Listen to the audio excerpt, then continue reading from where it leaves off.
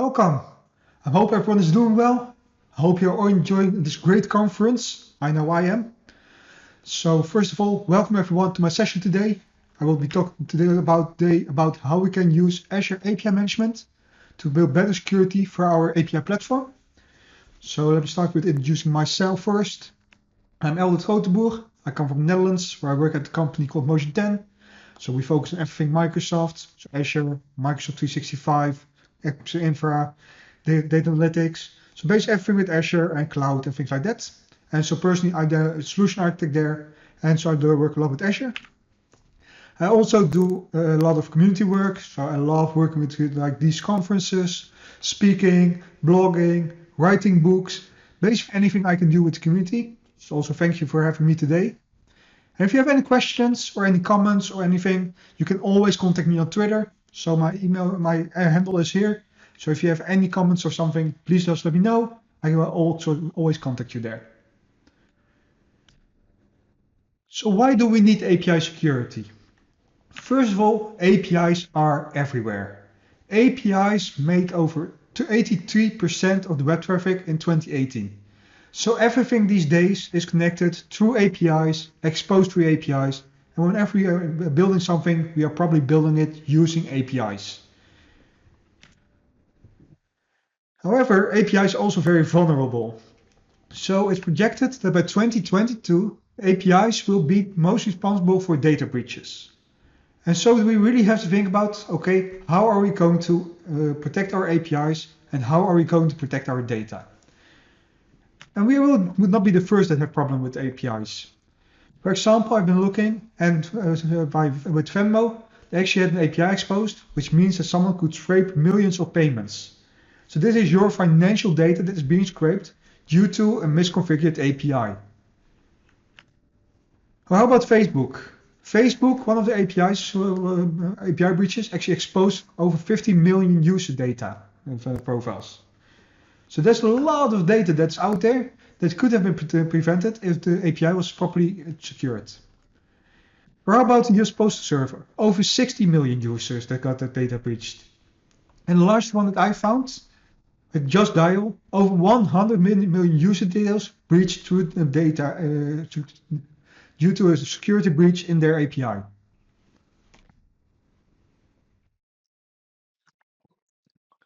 So in other words, API should always be the first importance for you.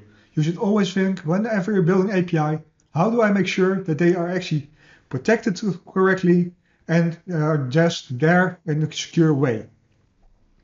And this is where Azure API Management can help you.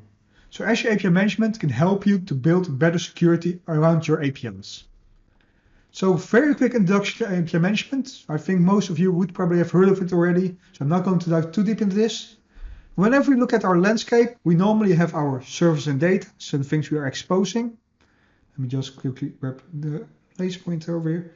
So the service and data, so the services, the APIs we are exposing. And we have connected experiences, so anything that's consuming our service and data. And this might be other APIs, it might be websites, devices, it can basically be anything. And so pretty much if we look at an API management environment, we have something like this. We have our API publishers, so us providing those APIs that expose our service and data. We have API management in the middle that's exposing our APIs to those connected experiences. And we have the app developers that are using those APIs to build their connected experiences. And so within API management, we have three parts. We have the Azure portal, where our publishers go to create APIs, to configure them, to set up policies, and all those things around exposing those APIs. We have API management itself, so the gateway in between. And this gateway basically exposes our APIs in a secure way, so it exposes our front end for those connected experiences. And API management then connects to our backend services. And here in the middle, it does its policies, it does its configuration, everything like that. So the last part is the developer portal, and developer portal really helps those app developers, so the consumers of our APIs, to build those experiences by giving them one portal where they can see which APIs are available, how they can call them, start using them, can gain access and everything like that. And so these three together basically make up our API management environment. So the Azure portal for publishing, for configuring, the gateway, which is as our proxy between our front end and our back end, and the develop portal for those app developers to start using our APIs.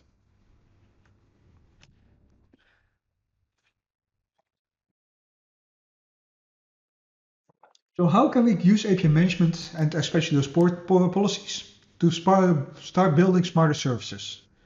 So API management has the concept of policies, and policies are basically XML snippets with maybe some C# code in there. And we can use these to make smarter policies, smarter services, by, for example, implementing security. So there's various out-of-the-box policies that you can use. I think at the moment it's like 50 or 60 or so.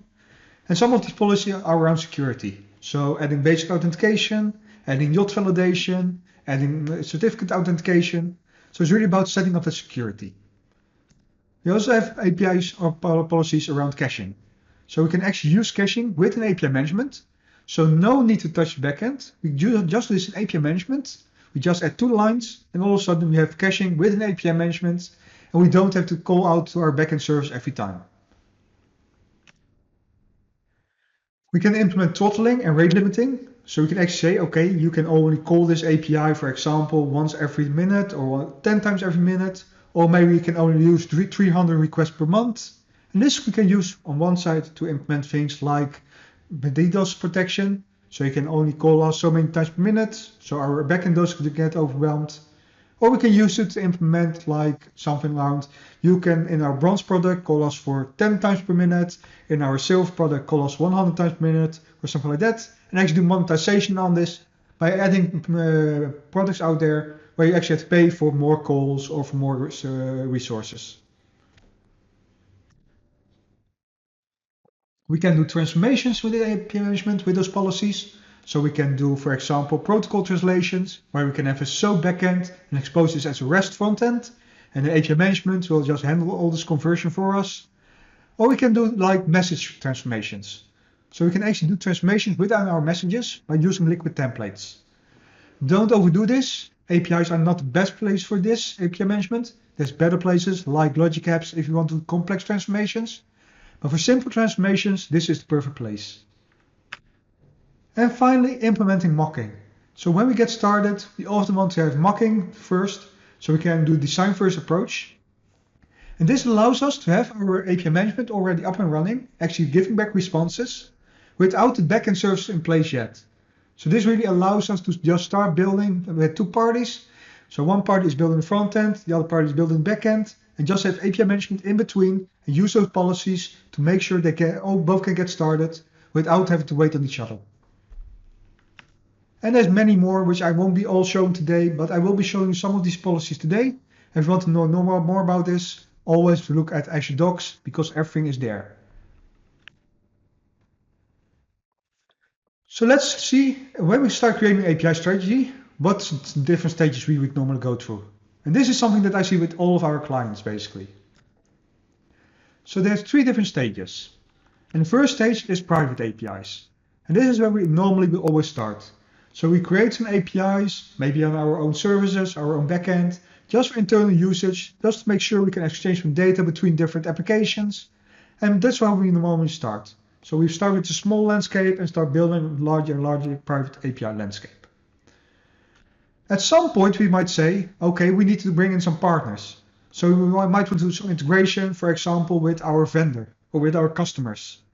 So at that point we start exposing those APIs to a limited set of partners. And then at some point we are almost always like, okay, this is a good set of APIs we have now. Let's just expose it publicly. So anyone that wants to use these APIs can actually use them. After, of course, maybe having some kind of a validation on who they are. But the more we go to the right part, so the more open we go, the more risk we introduce as well. Because we often start with those private APIs and start making more and more open, which might mean that we are actually exposing valuable data, which we shouldn't be doing. So because we started with this private API, we just said, okay, let's just expose our entire data set. And we are also in control of the client. So we'll just make sure we only show the data that is needed. But then as we go more open, we might forget about which specific fields we are exposing. And all of a sudden we are exposing valuable data that we didn't want to. We are also running this often on like cloud services or things like that, which means we might not have completely thought about, okay, but what if we expose this publicly? What will happen? So maybe our access to our infrastructure is too much open. So this is also something we see, and especially as we move more towards those public APIs, that we sometimes forget about, okay, is this actually configured correctly and is it close up enough? So we also see quite a lot is adequate authentication or authorization. We started with the private API, we might have done something like a basic authentication, but then as we exposing this to the open internet, all of a sudden this might not be enough because it's very easy to breach this, and people can just start looking at our data, which they shouldn't. And almost all of these are because people are not following the best practices. So with many clients, we see that not all the best practices are being followed, which basically means that their data is more open than they wanted to have it.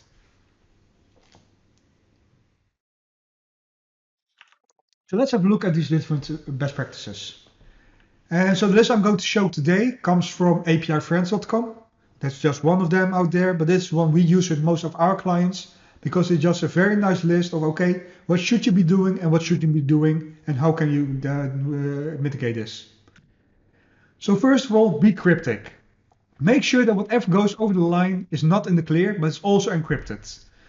This goes both for internal and external communications, because even if it's just an internal communication, someone might still breach your network, or at some point you might decide later on that you still want to go external, and then at that point you don't want to forget, okay, how do I set my encryption? Did I set up my encryption? No, always encrypt from the start. Don't talk to strangers. Always make sure you know who you're talking to. So always make sure that whoever comes to your APIs is authenticated, at least by using an API key or a basic authentication, but probably even more advanced. For example, by using OAuth or OpenID. And this is also something that you really have to think about. So don't implement your own authentication systems. Don't start reinventing the wheel. Now, please use what's already out there in the market anyway. And call out to security experts. So make sure that whenever you need something advanced, like maybe do a file scan, maybe do something like an ICAP or something like that, make sure you call out to those external servers that are already out there. Once again, don't reinvent the wheel. Use what others already built for you and bring those security experts into your own solutions. Make sure everything is logged. Make sure you always know what happened, at which point in time, by whom, at which version. So make sure everything is always logged. So if you can run into an error, you know, okay, I have the right information and I can immediately start digging into this. Don't overshare. Only display that data that you want to expose and nothing else. So only expose those data sets that you want to expose. Don't just use ORM and output everything. No, make sure you choose the fields that you want to expose. And also make sure that whenever something goes wrong, you handle that exception. You make sure that you only put out that information that you want to and don't show everything out there. So you protect your system resources. So make sure that you know how much load can your system handle and make sure you protect on this. So throttle requests, implement quotas, so your backend doesn't get overwhelmed. Validate everything that comes in. Don't trust your clients, but always validate. Validate which fields you are receiving, validate the type of the fields, validate the message sizes, make sure you always know what's coming in and that you don't get any surprises. Make sure your infrastructure is up to date. This is something where the cloud really helps, but make sure wherever your API is running, however you're exposing it, make sure your infrastructure is up to date and up and running in the correct way. Do extra firewalling. Make sure you build a wall around your APIs, multi-layered. So for example, if you look at Azure, maybe start with an application gateway, then get your API management, then get to your actual APIs. So make sure you have multiple layers and each layer does what it does best. So for an API firewall, this might be checking for invalid requests, things like that. Have your API management on top of that to apply those policies and then go to your actual backend. and make use of those API gateways. So in Azure is API Management, but also all the other cloud vendors have something similar. So no matter in which cloud you are, make sure you use these gateways, because these often will help you work with almost all of these different issues that we just saw. So an API Management, for example, basically already does 80% or even more of what you see here out of the box. And finally, follow the OWASP top 10 and make sure you prevent all those issues that others already had by looking, okay, what are others doing? Which issue are they running into? How can we make sure we don't? And for those that don't know the OWASP top 10, I'm not going to go all of this, but just to show you, the OWASP 10 are the top 10 security risks that we see in the wild. And for example, like I said, I'm not going to all of them, but just to take one or two of out of these, let's for example take broken authentication.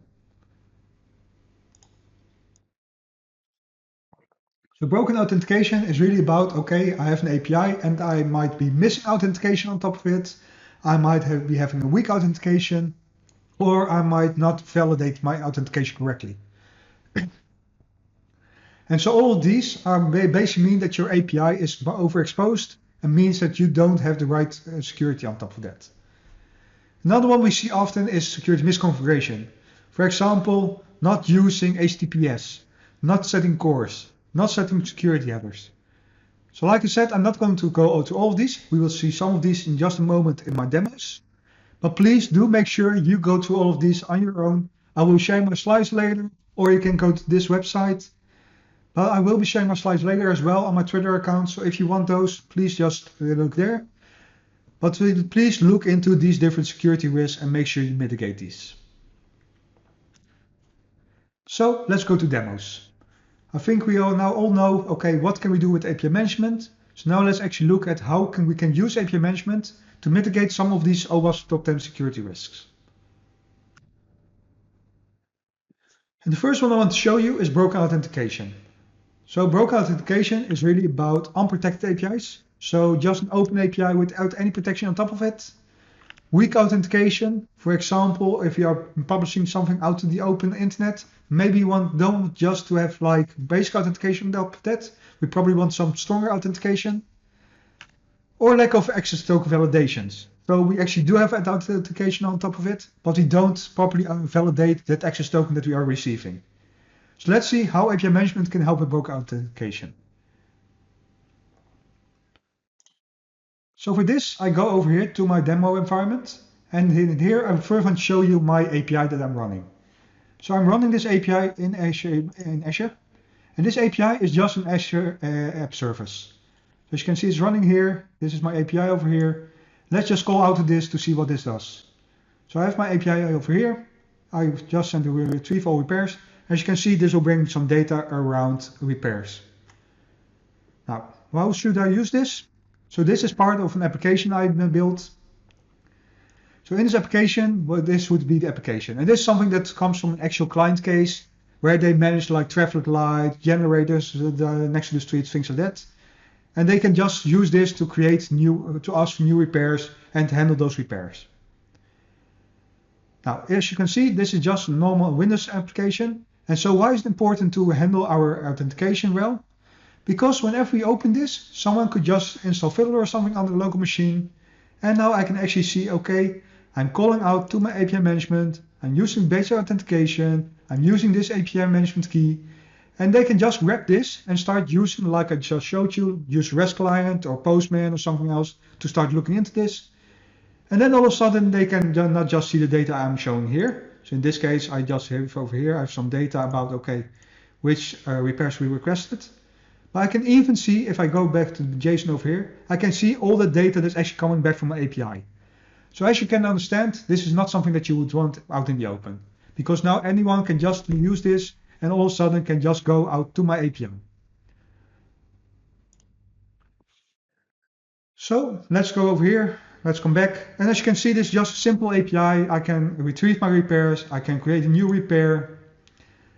I can then retrieve that specific repair. So it's just a normal API. I can update this. So I can say I set my status to finished. So if I now go over here, it's actually finished. And then finally, I can delete this repair as well. So quite a simple API, but just to show you how this works with the API management. So let's go over to broken authentication.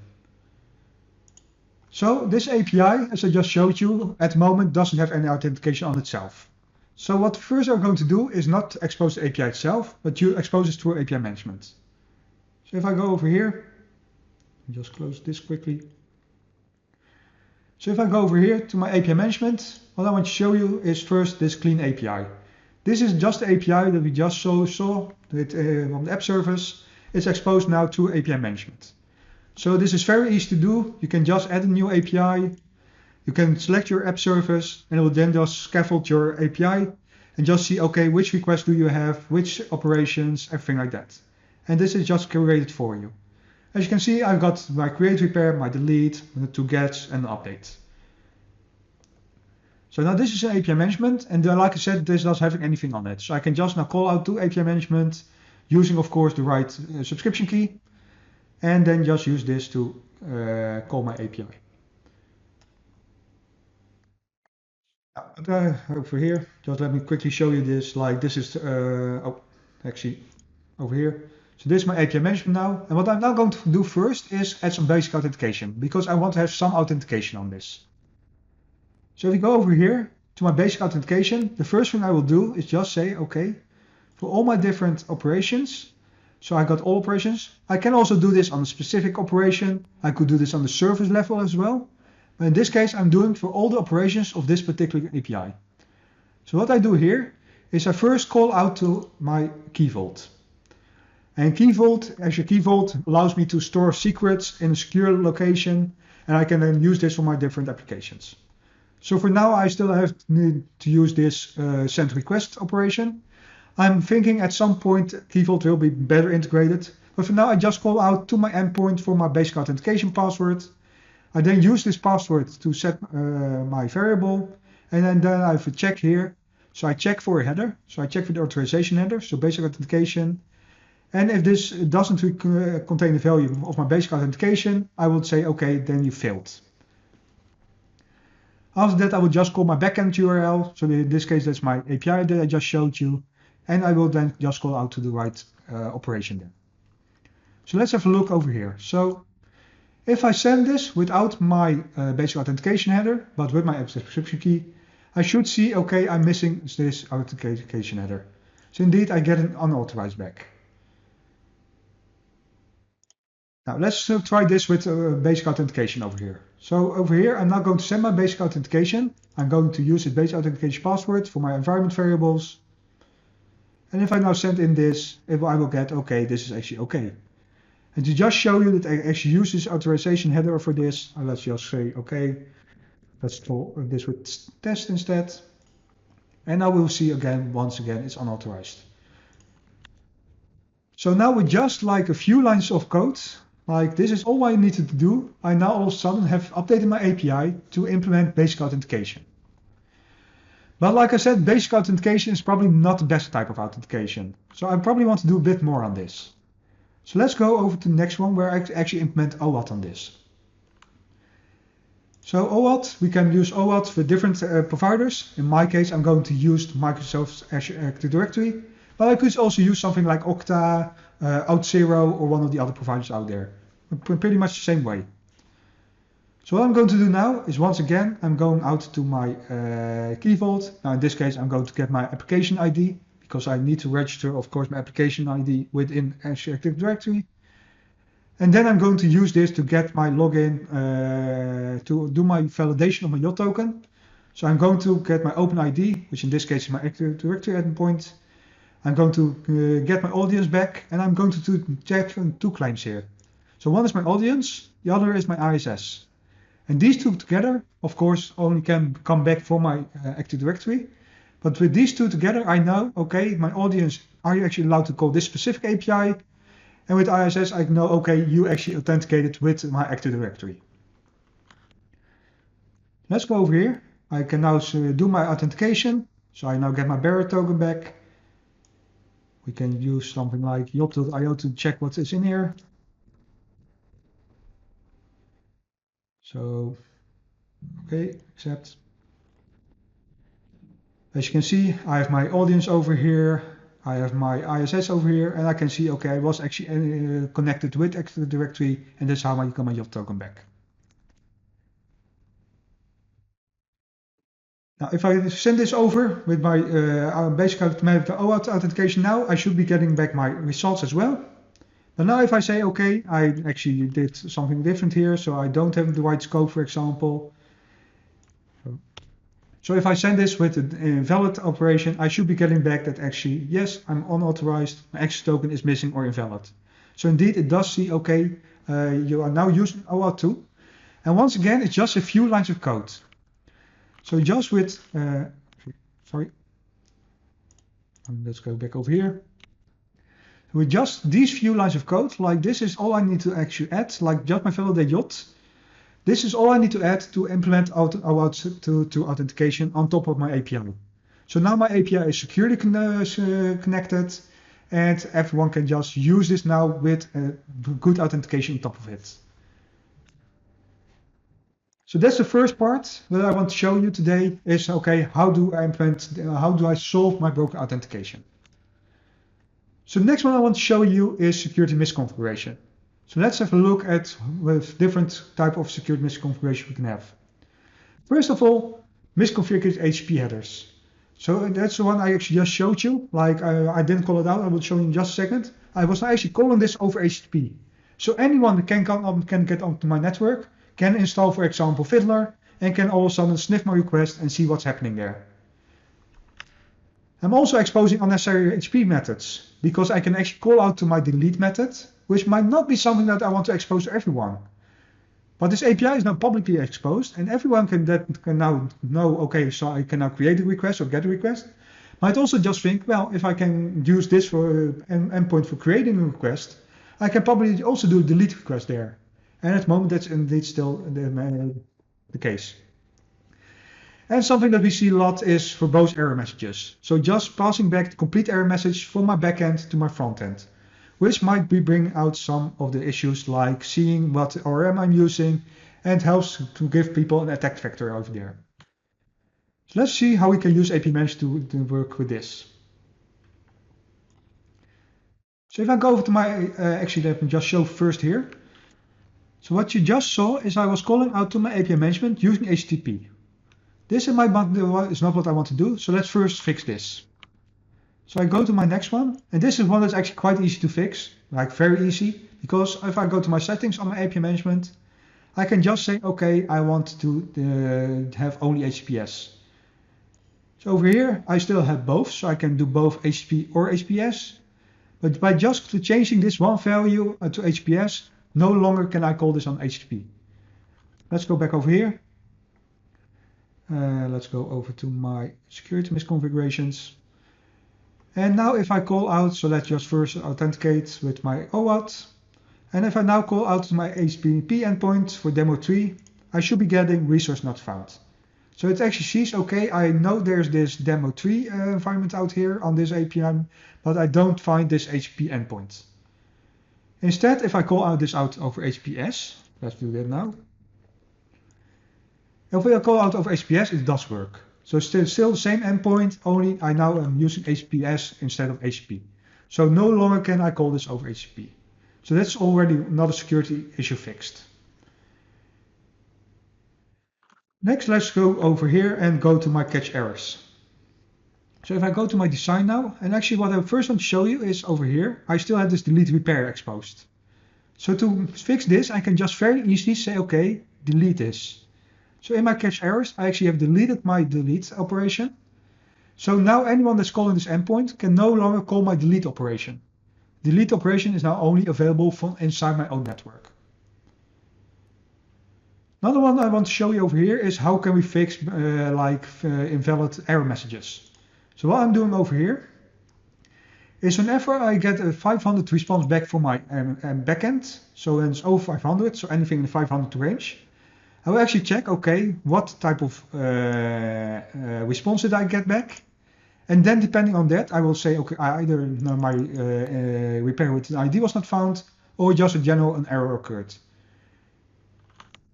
So if I go back over here, if I just send, okay, let's delete a repair that doesn't exist. So if I'm now trying to delete this repair that doesn't exist, I will actually get back, okay, this was not found. Now this is still okay, like, okay, I already see some information that I might not want to expose, but this is not too bad. But let's say I want to update this. I'm using an ORM in the backend, so anti-framework.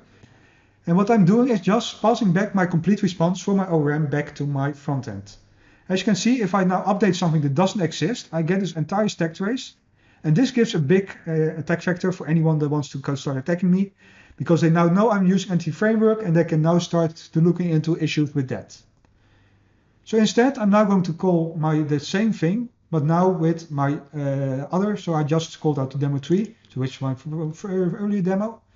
Demo 4 is the one I just showed you, where I actually am going to look at my repairs. If I get back a 50 something, so in this case I got back a 500, I will actually check, okay, what type of message do I get back and adjust my error accordingly. So in this case, I'm still calling out to the same ID, same message, everything. But now because I have that policy in there that says, okay, if I get it back at 500 or above, I will actually check, okay, what was the result and accordingly set my backend message. So in this case, I just says, okay, the repair with that ID could not be found, but I don't know what's happening in the backend. I don't know that I'm using anti-framework or anything like that. So let's have another demo. And the next one I want to show you is excessive data exposure. So this is one like I'm saying, I'm using ORM, and basically in my ORM, I'm just returning everything from my ORM. So, but this might not be what you want to do in practice. Like if there's data in there, like security information, personal details, things like that, you might want to filter it out yourself and not filter it out on the client. Because like I said, when you start internally, you have your own clients and you can just filter it out there. But as you go more and more open, you get clients in there that you cannot always trust. Like your partners you might even trust, but if you go out to the open internet, please don't just return everything. Make sure you filter it yourself and don't trust on the client for this. Because at some point you might actually expose information that should be secure, like personal information, financial information, or something like that. So please handle this. And API management, of course, can help out here as well. Let's have a look over here how we can use API management to do this. So what I first want to show you is, actually, let's close this. Let's go over here. So whenever I now call out to my API, I actually get back this response that I showed you. And what you can see here, there's actually a requester in here. So this is the person that requested the repair. I can now see I actually have like a security leak over here. So I got the name, I got a phone number, I got the email address. This is all information that you probably don't want to show to everyone.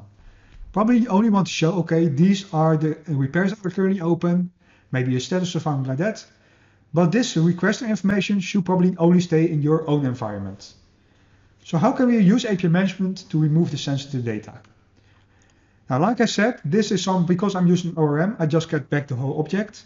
I might go back to my developers and say, okay, please remove this from your implementation.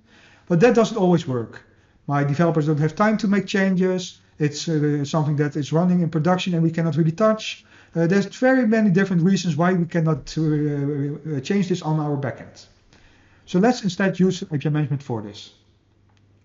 So if I go to my API management and I say this remove sensitive data, I can now say, okay, I'm going to my policies.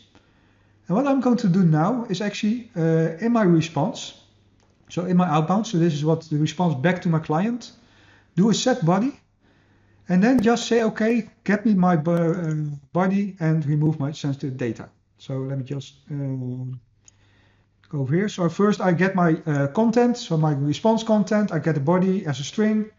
I check if it is an array or it's a J object. If it's an array, I go to each of the repairs in my response. And then I remove this property. So I just remove the property requester. And same for if it's just a J object, I do the same, only then on the J object instead of looping through all the objects. In the end, I just remove my requester from my properties. And then I just bring back, okay, what is left? So without requester, I just return that. So once again, it's like 5 lines of C# code, very easy to use. If now I call out to this endpoint, so I'm now not calling demo, but my demo 5, so the one I just showed you. So if I now call out to this endpoint, I will actually, okay, I do get my information about my repair back, but no longer the requester information. So all that personal data is now filtered out with only like 5 lines of C# code in my policy, very easy to set up, very easy to implement. So let's go to the last demo. So this final demo, what I want to show you is how we can protect our resources by rate limiting. And why do we want to do this? Well, we might be getting brute force attacks. So people might just try to call thousands of times to different types of data just to see what they can do. They might try to do a DDoS attack on us, like just overwhelming our backend by sending so many requests that our backend cannot handle them. Or they might be sending in too large of messages. So if we only normally expect like 3 lines, and all of a sudden they are sending a big binary blob of like a gigabyte, so our whole backend is just overloaded by that. So let's see how API Management can help on this. So let's go to my lack of resources. And if I do my non-throttled, I can just keep calling this. So this is just my demo endpoint once again. I can just keep calling this, and I can call this now in loops, or I can do something like loader.io and just send in thousands of requests. Now, how can we protect with this? Because we don't want people to just brute force us or something like that. So if you go to API Management, if I go to my throttling over here, what I did is implement this, let's see, over here. So I have my 2 things that I do. So first I check my message size. So I know I should never be getting something over 1 megabyte. So what I just do is I get my body size. If I don't have a GET request, if I have a post or an update or something like that, I just check my body size. If it's under 1 megabyte, that's fine. Otherwise, I send back a 413. And the next thing I do is just send this limit calls. So I just say, okay, I can only allow 15 calls per minute. So I know my backend cannot handle more than that, for example, or I know no one should be sending that at least. So if I go over here and just let me make sure, okay. So if now I go to my demo 6 and I send here, I can now call a couple of times, so 15 times probably. And then I get this 429 saying rate limit exceeded, please try again in 57 seconds. And so I can now keep trying this, but it will never get past my API management. It will just stop there. And so my backend is not overloaded. They cannot just keep trying to see if they get some data back or something like that. So this is much safer. So with that, we're almost done. So we now saw all that I want to show you around what you can do with API management. So basically what I showed you today is API management can really help us to make our APIs more secure. So if you look at the OWASP top 10, it's not preventing everything yet. So there are still areas of investment, like broken object level authorization is not something API management can handle yet. But things like broken authentication, it can. We just saw this. We can easily add like basic authentication or OAuth authentication on top of our APIs. We don't have access to data exposure, so I just showed you how you can filter out the data and only return data that you actually want to return. We can do things like rate limiting, like throttling, as I just showed you, to make sure we don't overload our backend. We cannot be denial of service. We can do broken level authentication, broken function level authorization, by implementing token-based authentication or customer authentication and authorization on top of our APIs. Mass assignment is still something that's an area of investment, so I'm hoping that will come at some point. Security-based configuration, I showed you this as well, so you can easily configure just using HTTPS, you can implement cores, you can sanitize the responses that I just showed you. Injection is also still an area of investment. So improper asset management is something we actually do because you have that API overview. We can immediately see which APIs are available out there. We can see which APIs are exposed, which operations are exposed. So that's very easy to show with that portal. And finally, insufficient logging and monitoring. So you can very easily implement logging on top of your API management and have set up alerts on top of that and everything like that. So with that, we're done. I just want to show quickly a shout out to the sponsors, because without sponsors, these type of events cannot happen. So please show them your love. Thank you to the sponsors. Thank you to the communities involved. There's so many communities involved here that are all helping, like making these events, making sure we can share our knowledge. So thank you to all of the communities. Thank you everyone today for being here. So please enjoy the rest of the day. I hope you will see more nice sessions. If you have any questions, please just let me know. I will be on the chat, but I'm also always available on Twitter, on my email, and you can always connect to me over there. So thank you. Enjoy the rest of the day, and really I hope you enjoy the session. So thank you once again.